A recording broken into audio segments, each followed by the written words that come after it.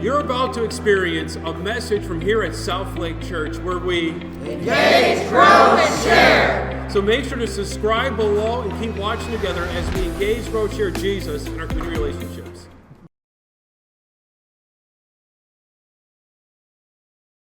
My name is Pastor Rob Bailey, and welcome here to South Lake Church as we look to this month as we start a new series on Christ-centered leadership. What does that mean in our life and how we live our lives to be leaders, to be a part of a group, and ability to be on this journey? Now you might be asking, so why are we going through right now through leadership? We just finished the series looking at how what culture says and how that completely differs in many ways what Scripture says. Well, now as we start this new school year, start the fall, we look at what does it mean to take leads in our life. Now, as I was reminded last week, there's this 6-letter word starting up in the next week or so called school. Teachers are mostly excited, 50-50 excited. Students, are we excited? Students are 50-50 on excitement, right? Because our routines are changing. But it's not just with school. I mean, for a lot of us, even if you're working, the fall is a start of preparing for the fourth quarter. For a lot of people who've been on vacations, everybody's kind of getting back to this normal routine of being in the office, or at least being available to work. In a sense, as school starts up for a lot of us in our lives, it's like a new beginning for us all. So at South Lake, we're going to look at, as we start these new beginnings, how do we take steps in leading? And today we're going to find out when it comes to leadership, it's less about commanding, being authoritative, but serving. So as we start off with school, are there clubs and activities that we can join as school starts up? Yes. There's everything from, I bet, for those who are in band already practicing and getting ready for football to start up. Sports have been starting up for the last couple of weeks. Clubs are happening, everything from chess to the yearbook. There's all kinds of ways to get involved. And for some of you, there might be a chance for you to lead in that group, to be a captain, a president, or maybe a vice president or co-captain. There's a chance for you to be a leader of that group. And what we're going to talk about today, what does it mean then that you get to lead and serve? But as adults, as we're getting ready for this fall and this winter, there might be new projects that we have to take on. You might have to work with other adults. And here's a little surprise for all of our kids in the audience. You know what? You know how sometimes you guys don't like working on good group projects? I never like group projects. As adults, we have to work with others too. And a lot of times when we're in those groups together, we fight to see who's going to make the direction, who's going to be in charge, who's going to lead. Do you guess one person who really loved taking the lead and telling people what to do? Anybody know anybody? Betsy, yes. Absolutely with Betsy. And for those who are laughing, that's my little sister who's right now through Missouri driving back home. So Pastor Rob is getting his housemate back, so he's a little bit in tears. Yeah, I myself have always been a personality that I love taking charge. I love being a leader. But when I say love being a leader, what I'm really trying to say is I love giving directions. I love telling people what to do. And for those who really know me, what I really hate is being told what to do. Simon can affirm that one, yes.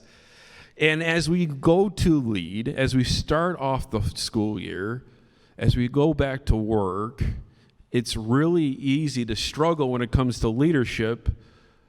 Does it mean it's your job to tell people what to do?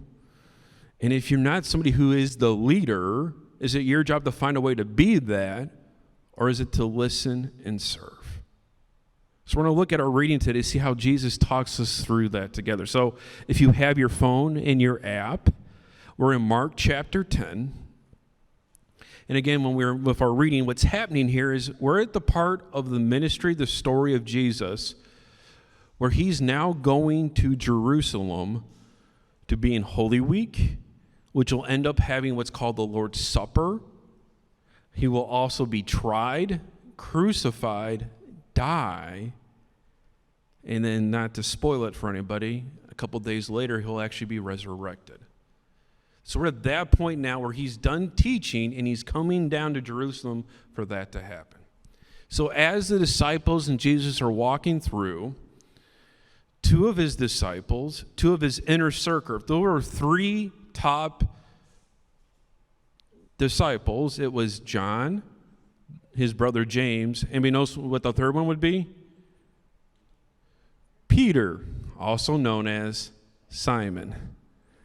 Well, of the three, two of them, James and John, decided to get next to Jesus. Like as they're walking, probably come up right behind him, and this is what they say. Then James and John, the sons of Zebedee, came over and spoke to him. Again, they're walking together, all of them. Teacher, they said, we want you to do us a favor. Now, for us, we believe that Jesus is the Son of God, is God. So would you love being able to go up to God and be like, hey, I need a favor? I mean, think about how your mindset of how you would talk to Jesus that way. Put that in your mind of how James and John are coming up like, hey, Big J. I got a favor to ask of you. What is your request, he asked. They replied, when you sit in your glorious throne, we want to sit in places of honor next to you, one on your right and the other on your left. So again, that might sound weird, what they're asking. What they're realizing is something's about to happen. They can feel that there's something going to be happening in the next couple weeks, but they might not be able to articulate it or explain what Jesus is about to do, but they know something's happening. And so they are like, hey, before whatever this is about to go down, could you make us your two top people? In the custom back then, and a great example would be when we have the yearly address by the president. State of Union, yes, which normally becomes a game for some of us as you listen to certain key words. The State of the Union, you normally see the Speaker of the House, the Vice President sit on either side of the President above them, right? The reason why is, as a king, the people who spoke for you, that actually ruled in your stead, was the person on your right hand, followed by the person on your left hand. So what they're asking Jesus is, can we be like the VP and the House Speaker? Can we be the two top people in your kingdom?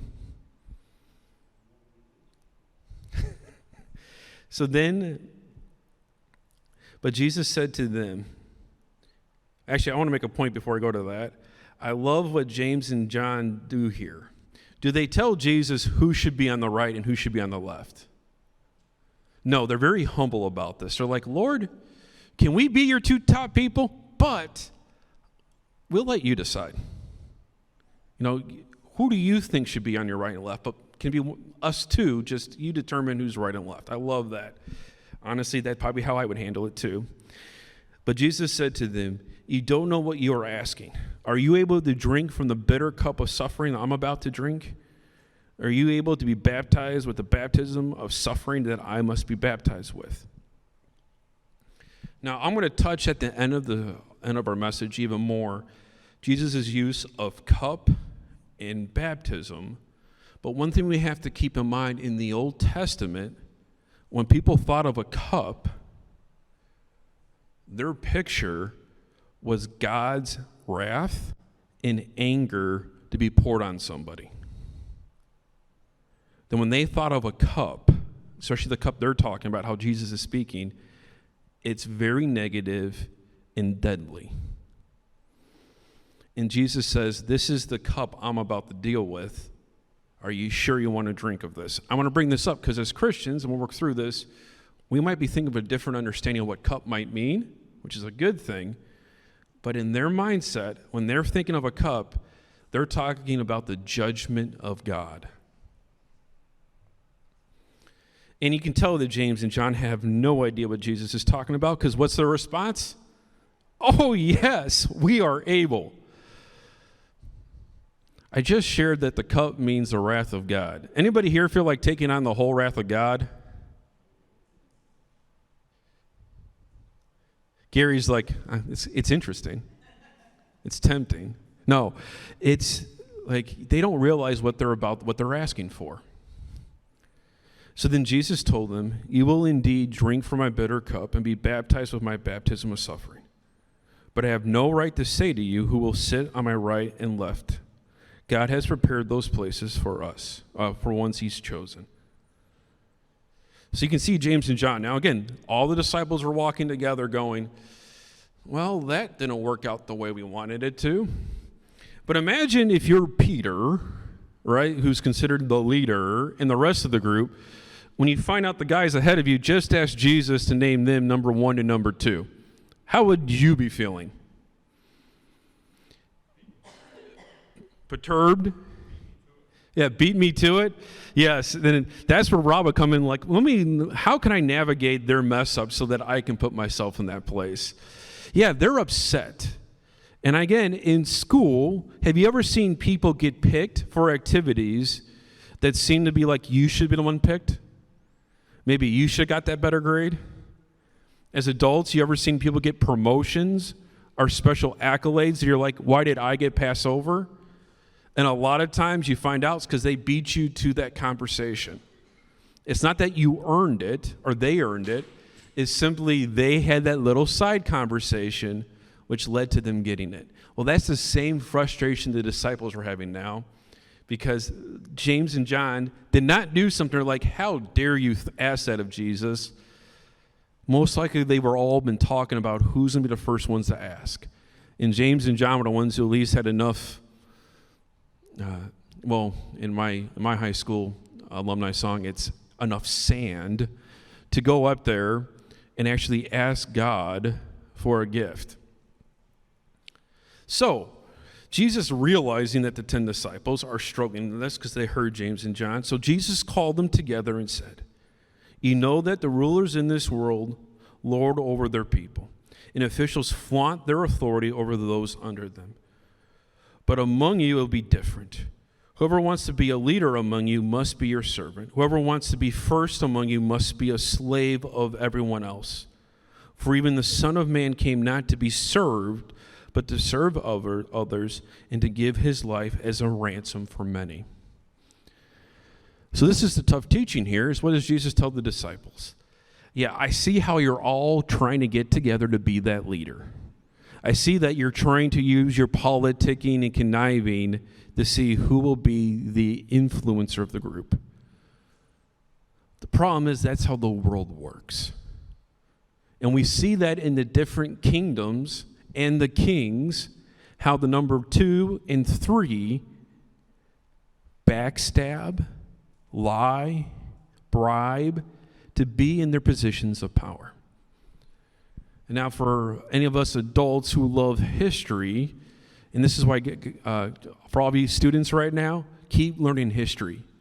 I know it might sound boring. I know the names might be weird to read of these different countries, but you will read how these people, number 2 and number 3, no matter what kingdom, no matter what country, will lie, cheat, and steal to be in power.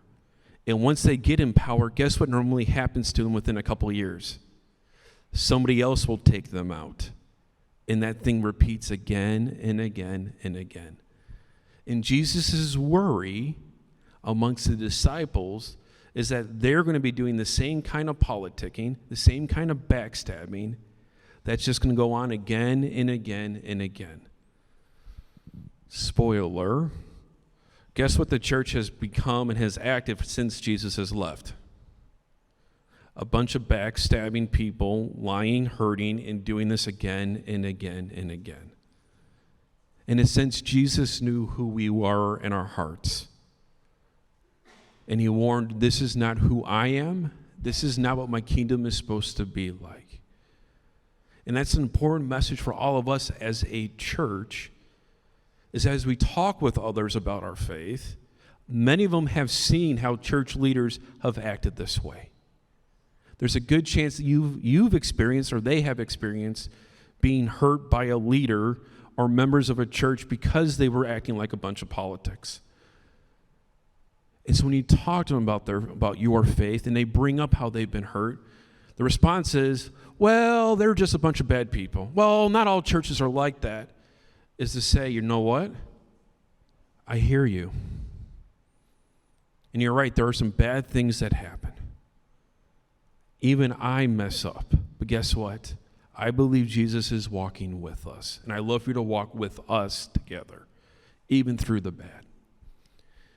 Now, you might be asking, that's great, Pastor, so cool. So we're supposed to serve, not lead. But that's not what Jesus says. What he says is those who lead aren't meant to be served.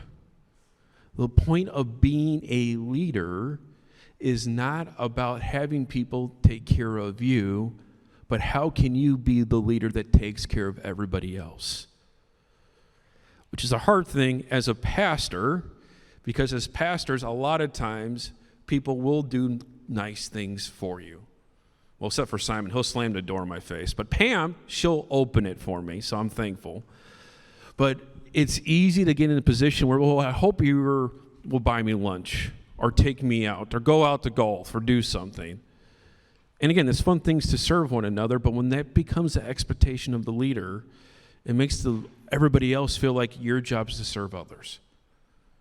So the question is, for you in your life, what does that look like? Who are those you can serve? Now, as you bring this together, then what does this have to do with being a Christian to serve others? Is what was said before this conversation. Before our conversation with our disciples, as they're walking, as they're asking to be in charge, as they're trying to see who's going to be the top leader, Jesus shares how he is going to suffer and die. He actually explains to them word for word what's about to happen. I'm going to die for the sins of the people. And yet, the disciples don't get it. In fact, they won't understand that Jesus will die until after the resurrection. And that's our hope. Because hopefully, my hope is that as we've been talking, you can see yourself as a disciple, seeking and wanting these things, having those kind of conversations. You might be asking, great, I'm messing up like they did. And the answer is yes. But the good news is Christ died for you, for me, for the whole world, so that when we do mess up, there is forgiveness. So what's interesting here is how Jesus talks about his death. He uses a cup in baptism. Here at Southlake, we believe in the Lord's Supper, which we'll have today. And in the Lord's Supper, we believe that Christ is present. His body, his blood is present. We also have bread and wine, because that's what they ate, but together there's this forgiveness of sins. Jesus is reminding us when it comes to this cup, we don't have to see the wrath of God. We don't need to see the anger, but instead how his love was about dying for you and me. That there is love and forgiveness. In the same way we teach about baptism here at Southlake, that baptism isn't just about showing off that, hey, I'm a believer in Jesus, which that is wonderful to say that you believe in God.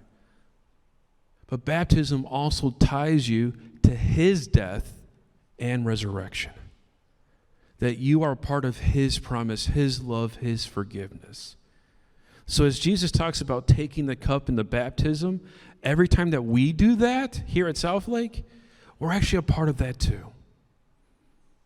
Experiencing that love, experiencing that forgiveness. So as we leave here today, as Southlake, as we go out these doors, then what does that mean for us going forward this week? My hope and prayer is that you are a presence of Jesus in the people in your lives. As you are walking alongside them, just as the disciples, you get to be there with them. And there might be a question, a conversation of them struggling or sharing their doubts. You get to be there to listen to them, and if there's an opportunity to help serve them. And by serving, you get to show them the love of God towards them. In a sense, you get to be Jesus in their life. And as a Christian, as part of Southlake, it's not about enjoying the benefits of being the leader, but how we help make that impact ourselves. And a fun thing, and an invite for you, is this Saturday, we'll be going out and serving Hope House here in Lake City. A chance to be in the community, being families together to make that impact. To let people know that they are not alone as they start having children, that they have these families trying to raise them, that they aren't alone. Because unfortunately in the world, there's a lot of chatter on Facebook how people who have children or struggling to start families are abandoned by church, abandoned by this country. But as a church, as Southlake, we get to serve and be alongside them too. So I invite you to join us with that. Thank you so much for taking time to experience a message here at Southlake. If you have time, make sure to subscribe right over here, but also check out other videos that are down right over here. Again, the Lord bless you this week, and thank you for checking out Southlake Church, where we engage, grow, and share.